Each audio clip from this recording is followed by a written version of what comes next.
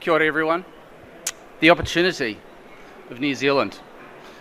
We want to double exports, $3 billion by 2035. We're a small and emerging minerals economy. We've got a strategic shift right now from being open for business to doing business. And we've got the strategy to do it and the regulatory certainty going forward, which I'll talk about. We've got an endowment with current and future minerals that are required, with critical minerals, gold and coal. And coal's important for New Zealand as well. And global relevance. New Zealand's contributing to tomorrow's solutions today.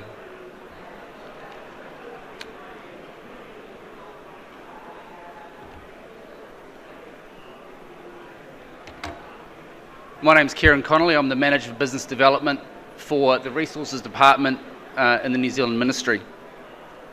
Before I go into a bit more detail about the fast track process and what we're doing to accelerate projects in New Zealand, just want to talk a little bit about our ministry. The Petroleum Ministry and Resources Ministry provides the policy and regulatory advice on minerals and petroleum to the government. It also includes technical advice, operational regulation, compliance on behalf of the Crown, and external sector leadership. This includes our Māori, our Indigenous peoples. It's the Ministry's job to ensure that New Zealanders get the best possible return we can out of that endowment for the people of New Zealand. We attended IMARC this year, and I'm really pleased to say that we're exhibiting this year at E09. And if you follow the QR code through the session, that'll take you to resources on our website.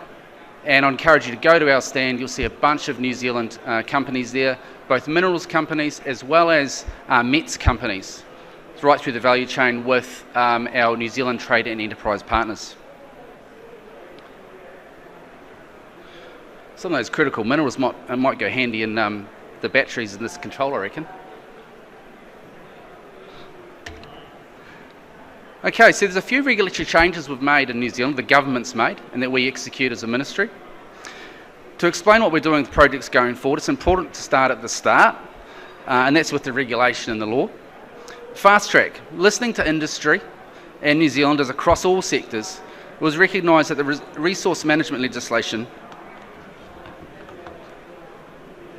just-in-time inventory right there, the resource management legislation we've had since 1991, when I was back in high school, it's not quite cutting it anymore. The unintended consequence of that legislation over time has just created more red and green tape, and that's cluttered up the system over the last 30 years. Enter the Fast Track Approvals Act, which we'll talk about, introduced in December 2024 and coming into effect in 2025 February. The Minerals Strategy, to provide strategic direction and goals for our minerals sector. Strategy was released in January 2025. Our sector currently only represents 0.5% of our GDP, so it's a fantastic opportunity which we want to take up. At the same time, we had a critical minerals list released. This complemented the strategy. There's 37 minerals on there which we'll talk about, and we uniquely, as a country, have gold and coal on there, met coal I should say, which recognises their overwhelming contribution to our GDP and the sector exports. And the Crown Minerals Amendment Act in 2025, which came into effect in September actually. It passed the legislation in August. And this is our primary legislation for minerals and the act that removed the ban on oil and gas exploration in New Zealand and brought in some more flexibility around decommissioning and financial securities as well, trailing liabilities. For the first time, it introduced a light touch Tier 3 hobby mining permit. So particularly when we see an environment dominated by gold mining in New Zealand, it means we can have light touch regulatory monitoring and permitting for gold mining, and have our regulatory teams and the officials that look after that concentrating on the big end of town, Tier 1s and Tier 2s, where we want the effort, and when there's a return for the Crown for that as well. And finally, in the next year, the government intends to replace the previously mentioned Resource Management Act with two new acts getting things faster and more efficient for the future.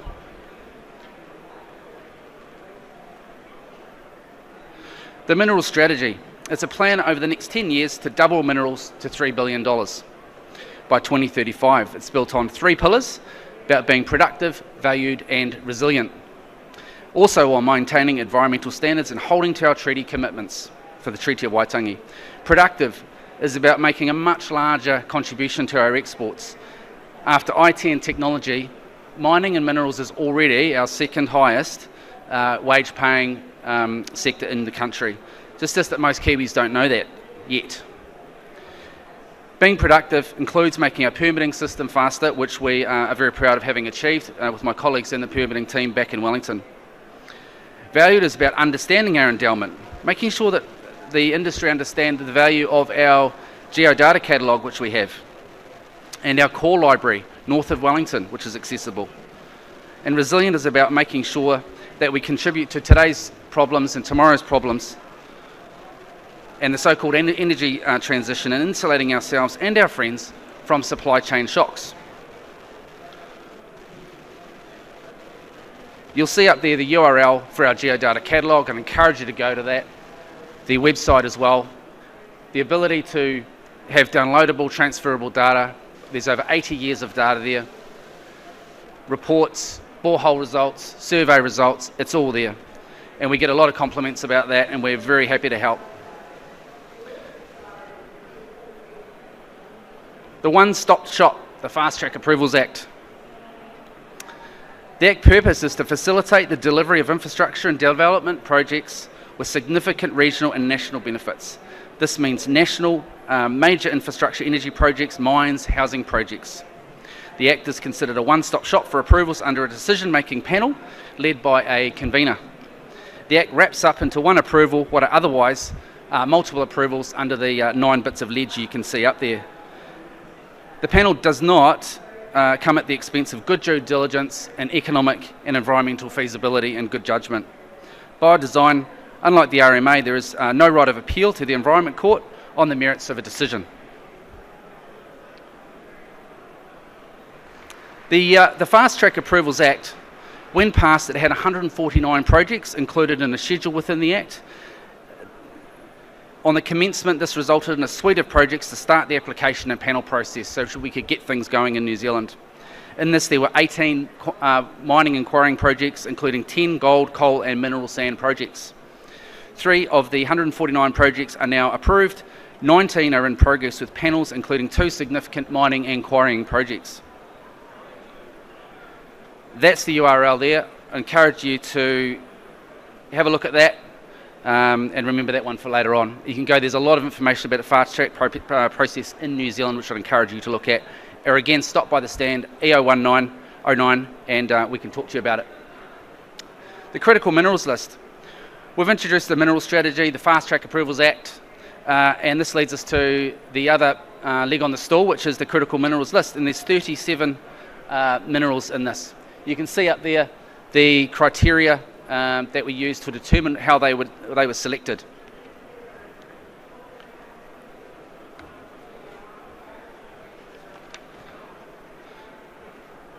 These include metals, semi-metals and non-metals, 37 in total. 10 are produced in New Zealand already, and a further 11 have the potential to be produced. They're the foundation of the technologies, infrastructure and industries we use and rely on. The mineral ore extraction and beneficiation can expand regional growth and intergenerational employment. New Zealand has an opportunity to scale up our gold, coking coal, mineral sands and antimony projects as examples to boost our exports. Through its naturally endowed geology, New Zealand can supply key minerals for essential technologies like permanent magnets, electronics, lasers, optical components, batteries, medical equipment and the like. Not to mention, of course, EVs and wind turbines.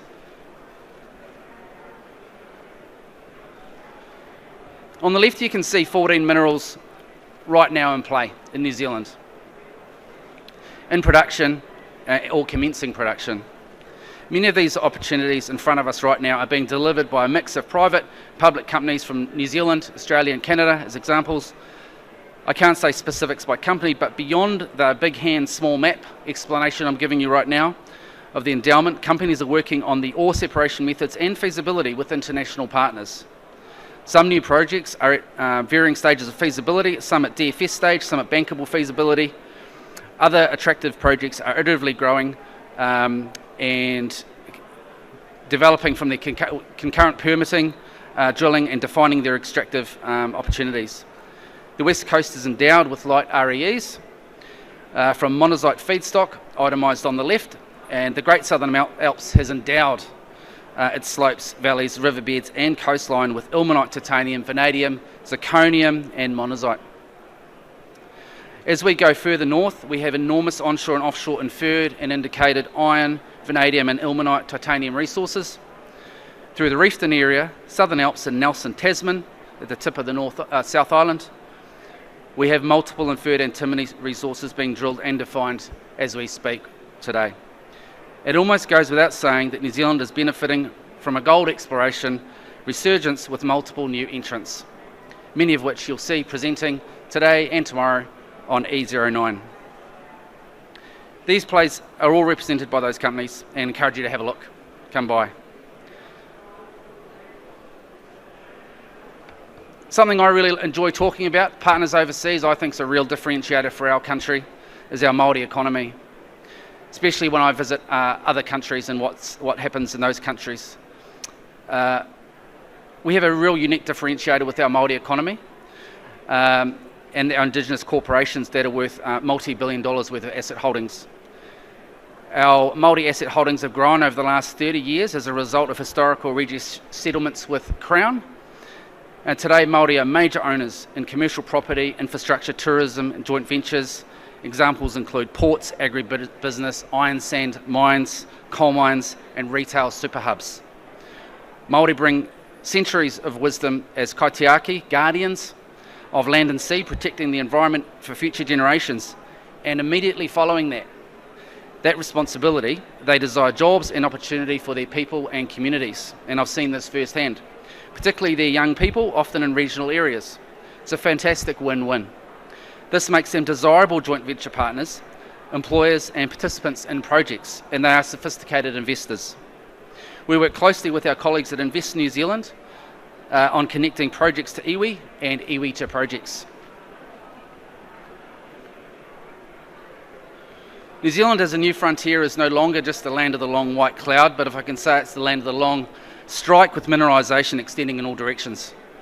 Legislative change has taken place with the Fast Track Approvals Act, the CMA, Crown Minerals Amendment Act I mentioned, and further reform to come in 2026 with the Resource Management Act replacement. A strategy is being pursued, underwritten with a critical minerals list, and we have multiple advanced open cut and underground gold projects and new coal projects as we turn to coal in the immediate future for our Huntly Power Station. We have a unitary government and exploration and investment support at hand with free geodata through to being connected with Māori iwi, as I mentioned, and being supported for investors with Invest New Zealand and ourselves. The mineral opportunities I've touched on are real and happening now. They are not just PowerPoint slides. In fact, some of those executives you'll find at the stand at E09 with their own slides, and I encourage you to see them today and tomorrow. Also at the New Zealand we have a number of fantastic New Zealand companies exporting mining equipment, technology and services in the met sector and being supported by New Zealand Trade and Enterprise. Please stop by and see them. Thanks, and I'm looking forward to seeing you on the stand. I'll say it again, E09. Thanks very much.